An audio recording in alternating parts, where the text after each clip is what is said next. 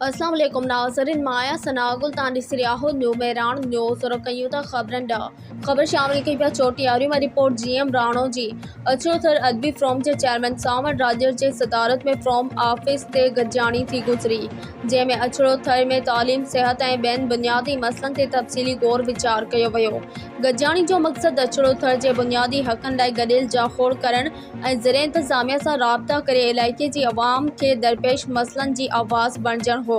तफ़सील मूजब गजानी की शुरुआत कुरान पाक की तिलावत से कई वई, जैंजी सआदत मौलवी अली जाम राजर के हासिल थी, जै बाद वफ़ा जावरी नाथ शरीफ जोगारे बुधाई। उन बाद फ्रोम के चेयरमैन सावर राजर गजानी में शिरकत कंदड़ के अचोथर के बुनियादी मसलन बाबत आगाह किया ऐं फ्रोम की अहमियत ऐं मकसदन ते रोशनी विधी। उन गाल ते ज़ोर दिनों तो इलाइके की तालीम ऐं सेहत की बेहतरी लाइ अमली कदम खणण लाइ फ्रोम के साथिन के गजी सौगार आवाज़ बणजण ज़रूरी है। गजानी में अचोथर के बंद पियल स्कूलन सेहत के बुनियादी सहूलतन की खोट ऐं साफ़ पानी की फराहमी बाबत गाल्हियूं कई वयूं ऐं वधिक चयो त ज़िले इंतजामिया के एक याददाश्तनामो पेश किया वेंदो, जैमें अचोथर के मसलन के हल करण लाइ अमली कदम खणण जो मुतालबो पुण किया वेंदो।